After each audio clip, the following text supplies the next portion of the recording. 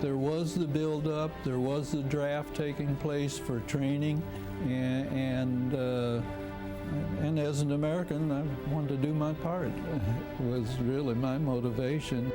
If somebody asked me if the military was a desired career, I would have probably said no.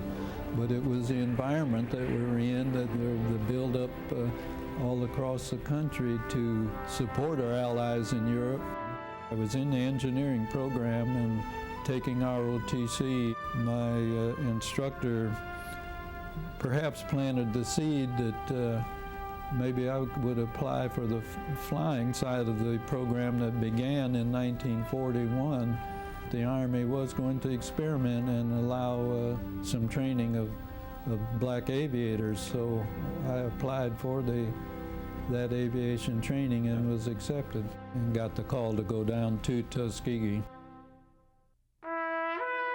They had been involved in the civilian pilot training program, but the Army was still saying no to those pilots who had gotten their private pilot's license and wanted to get Army training.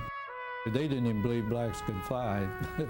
Out of some studies that were done earlier, at least that was their conclusions. It wasn't a real study, I don't think, because they didn't get the facts right.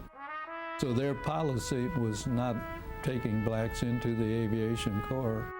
And the only blacks they were enlisting were entered into service squadrons to do labor. Well, it was authorized in 1940, but they got the training underway in 1941. They had authorized a squadron of training for black pilots, which had not existed in the Army Air Corps.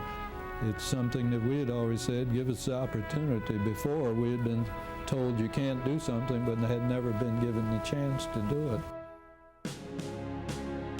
In July of 1941, 5 young Negroes made aviation history at Tuskegee, Alabama. Now, that first squadron that had been authorized had come down to Tuskegee, and all of the pilots finished their training in that squadron. They proved blacks could fly given the opportunity. Results are soon checked, and the deadly accuracy of these young pilots calls for a hearty congratulations all around. I guess there was a realization they're going to have replacements, so they authorized additional squadrons, and I was assigned and did my training for the 302nd Fighter Squadron. And so we began to form the group, those 3 squadrons, training out of Selfridge Field in Michigan, and left our training combat ready, got on a boat, and we ended up going directly to Italy. There was still, even in the combat zone, there was no mixing of the black and white Air Corps organization. Our job was to stick with bombers, climbing across the Adriatic and across Yugoslavia, then into Germany, Bulgaria, Romania. Those were the target areas, the chemical plants, say, of Regensburg, Germany, Ploesti oil fields in Romania.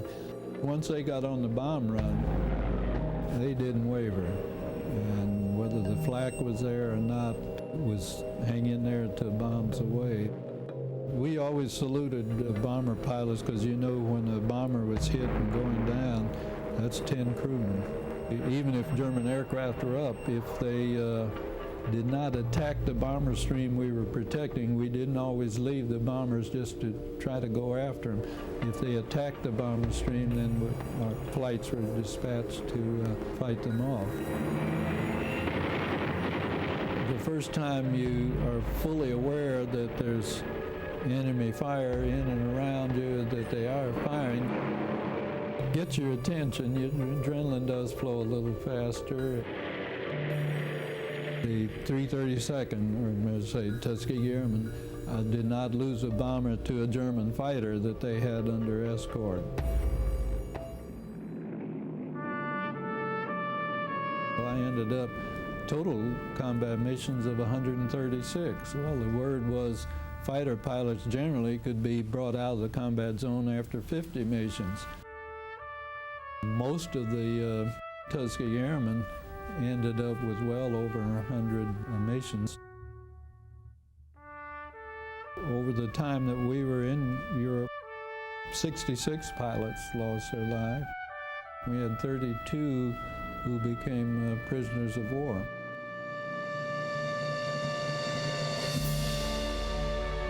I came home just past mid-November of '44. By this time, the combat returnees began to replace the white instructors that had taught us at Tuskegee. And so I ended up as an instructor. The war ended, about April of '45, and the group was one deactivated as the war ended. The planning for the Air Force to become a separate service, which took place in 1947, the Air Arm separated from the Army, and our United States Air Force was born. The Air Force looked at the experience, found out that we as blacks could perform up to the standard. All we needed was the opportunity that they intended to integrate. Even President Truman, a few months later in '48, issued a couple of very important executive orders, but 9981 mandated that all of the services should take action toward integration. There still was, I guess, that little impetus to become a regular officer. I guess in the back of the mind, still the recognition of the limitation of opportunities that still faced the black and the general society. And when you're enjoying doing something you're doing, getting paid for it, why not stay with it?